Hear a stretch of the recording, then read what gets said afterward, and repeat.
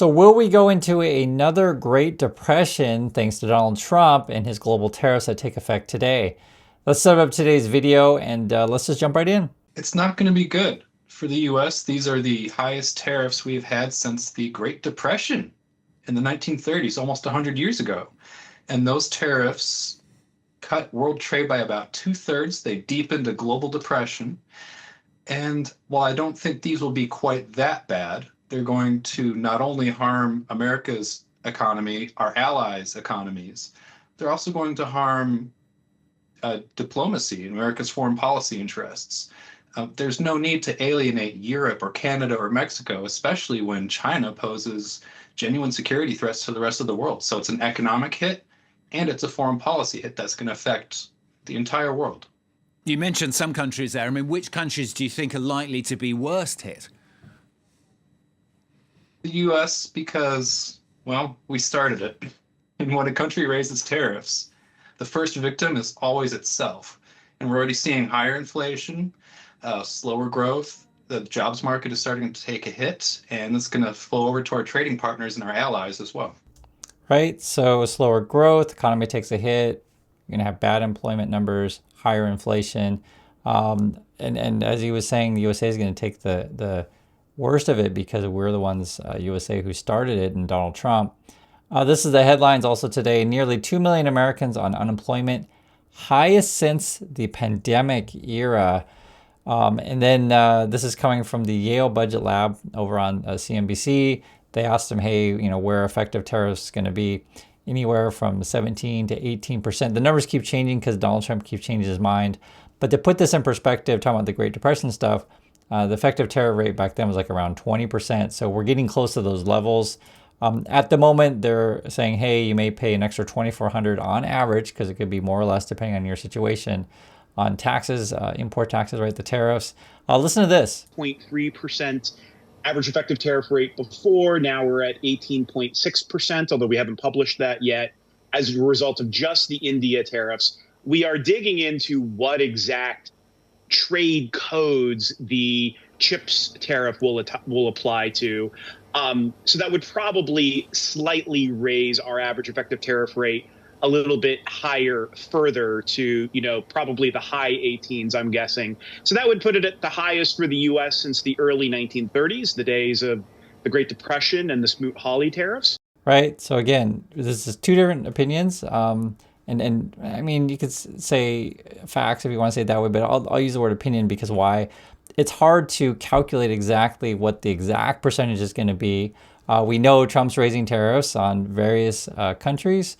Imported goods, right? We know that various product categories he's raising tariffs on. And so when you check over at Yale or various think tanks, they're just like running the numbers. And, you're going to get different points of view. And I try to show you as much as I can. This is the White House people. What are their point of view? Let's see. Day 200 and the tariffs take effect. I guess we'll start there. Is this it? Are we here? This is the tariff regime? Realizing you've got an extension with Mexico, you're working on a deal with China. These are the numbers that we've been waiting for. Yes, will they stay in place the way they are? First of all, thank you for having me. It's great to be back. Look, I think that the restructuring of the global trading system that the president has undertaken and successfully executed has been nothing short of historic. We've got trade deals encompassing material tariff rates bringing in large amounts of revenue with almost no retaliation from countries that now entail about 55 to 60% of global GDP. And that's going to bring in trillions of dollars of revenue over a decade. It creates very strong incentives for making stuff in the United States. And the investment commitments that the president has secured are going to do wonders for getting firms to invest in America. And this Mirren guy that you're seeing here talking, Trump just nominated him to serve on the Federal Reserve Board, theoretically temporarily. I'll just say this, expect more corruption, expect Trump to try to get the money printing going again, and expect more inflation.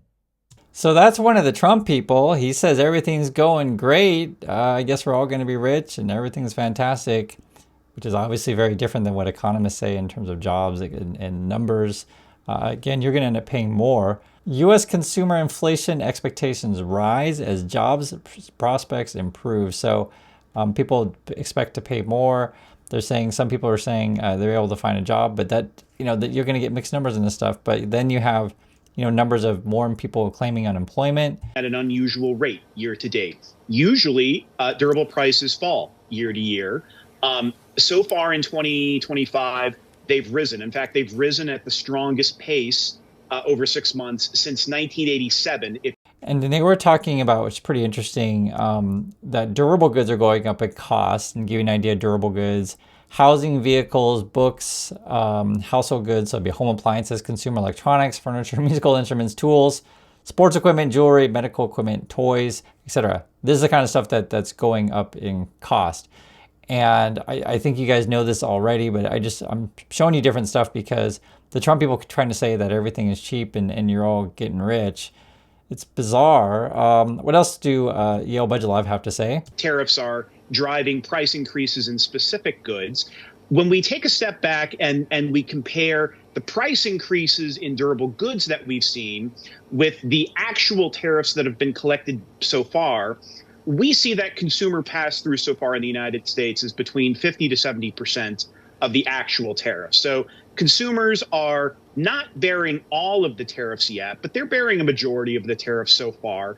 We also know from import prices in the United States that import prices have barely budged, or if anything, have risen somewhat. If foreign producers were bearing the tariffs, we would expect import prices to fall because the foreign producers would be lowering their prices, to try to maintain demand. So this is telling us that U.S. consumers are absorbing not all, but most of the cost of the tariffs. The remainder is probably almost all being shouldered by American businesses in the form of smaller margins, lower profits right now. And I actually expect that consumer pass-through effect to rise gradually from here over time, from that 50 to 70% to probably something closer to 80 to 90%. So if you understand what we're talking about here, it's all, how much is the consumer, how much you end up paying. So he's saying maybe it's now 50 to 70% of the tariffs, but ultimately it's going to be 80 to 90% of the tariffs. So this is sort of why your costs are all going to go up. You guys probably know this stuff, but you got to go over this because in Trumpy world, Trumpy land, they try to act like that you're all getting rich and everything's great and we're gonna have all this growth with automation and AI and crypto, as if that makes any sense. But that's the point, though. I want to tell you guys the truth in this stuff, and then when you have talks with your MAGA friends or whatever, or see Trump lies, you'll be able to spot it instantly. Let me give you an example of what a CEO says. Over 4.5 years ago, making our first product outside of China back then. And at the end of the second quarter, we're able to produce 90% of our U.S. production outside of China, mainly in Southeast Asia. I mean, Vietnam, Thailand, Malaysia, Indonesia, Cambodia. Those are the key manufacturing hubs. And as I said, in the quarter, we grew our gross margin rate. So we've done a whole lot of work on the buy side, looking at discounting, looking at strategically where we can increase average sell price, but always keeping the consumer in mind to make sure that we're delivering high-performing products with great quality at an extraordinary value to the consumer. Okay, so you got to put all this stuff together. So if you listen to this, and this is the Shark Ninja, I guess they make appliances and stuff, and basically they're saying, hey, it took us a long time. We're making stuff in China, and now we're shifting our production to places in Southeast Asia, Vietnam, Malaysia, Thailand, etc. And then he starts talking about margins, right? This is all about where can I find place to set up shop to build these goods at high margins. That's what they want. And then they even talk about we're probably going to have to raise prices, or we've tried to figure out a way to cut costs if we can. Ultimately, they need to develop to provide value to the customers. I want you guys hear this stuff, but this is all obviously a juggling act for them because Trump keeps changing his mind. And so if you watch the business news all day, that's essentially what they're talking about. Like, tariffs are coming in, we build stuff in other places, we got to figure out how to, get the numbers to work. And again, Trump changes his mind on a daily basis. It's frustrating because Trump acts like that, say, Shark Ninja or whatever companies are all going to bring their jobs to the USA. I just don't think it's practically going to happen. I'm sure you guys know this production costs are going to be much, much higher in USA. Then costs will go up considerably. And then the other issue with this stuff is that if you understand it, if cost goes up on everything, chances are people aren't going to buy anything, right? That's the real fear here. And then companies, since no one's buying anything, you're going to have to do a bunch of layoffs, etc. And the cycle will continue. If you get laid off, then no one has any money to buy said things. And then no one buys said things, and you have more layoffs and stuff. And so there has been some confusion. So we've got a tariff of, what, 50% on Brazil now, I think. And so if someone here, an importer, wants to buy Brazilian products today or tomorrow and import them, they're going to pay 50% to the Treasury. And so who writes that check? And that's the key question, right? This is when if you talk to your MAGA friends or other Trumpers, just asking the very simple question, who pays the tariffs? Who writes the check, right? And that's a legitimate question. Let's see how Scott answers it, and you want to see that. The Trump people, they always try to avoid this stuff as best they can. Well, a couple of things. First, we could have substitutions, so there's very little that only comes from Brazil. It could come from Argentina, it could come from right. But assuming it does come from Brazil, say, or it comes from any country with a tariff, who writes the check to the Treasury? Well, the check is written to the person who receives it at the dock in the U.S. Mm-hmm. The check is written by the person who receives it at the dock. So the tariff is paid in this country by the importer. Is that right? But the Brazilian exporter could decide that they want to keep market share. They could lower their price so that the full 50% of the tariff, say, right. They could eat part of the cost. They could eat part of the tariff, which is what we've seen. Okay. But the check is written by the importer, right, at the dock. Yeah, and then the importer can pass it on or not. Right. So I just want you to see the discussion. Okay. So Bessent, Trump, and all this, is they say no. Other countries are going to pay it because they're going to lower prices. That's the argument they're going to try to make. But you have to make this really clear that this is a tax paid for at the dock when the good comes in. And chances are, I wouldn't expect necessarily other countries to suddenly lower all their prices. I just don't think that's going to happen. Their margins are already very, very thin. That's how this game is played. And then the U.S. goes over there because they want to essentially pay people and as little as possible, keep costs down as low as possible. That's sort of why I showed you the company CEO, the Shark Ninja guy, talking about, hey, we're working in other countries to maintain margins, etc. This is what this game is all about, right? It's all about where can we find those margins, where can we exploit resources or exploit people. You also got this.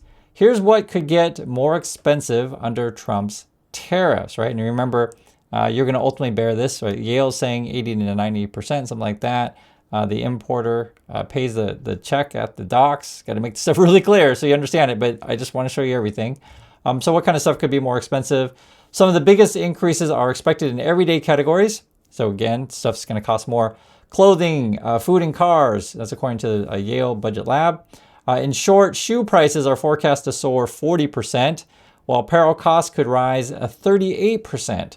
Fresh produce prices are expected to increase 7%, and the average price of a new car could jump by $5,800 in the short term. Great. So let's see what more White House people have to say about all this kind of stuff. Yeah.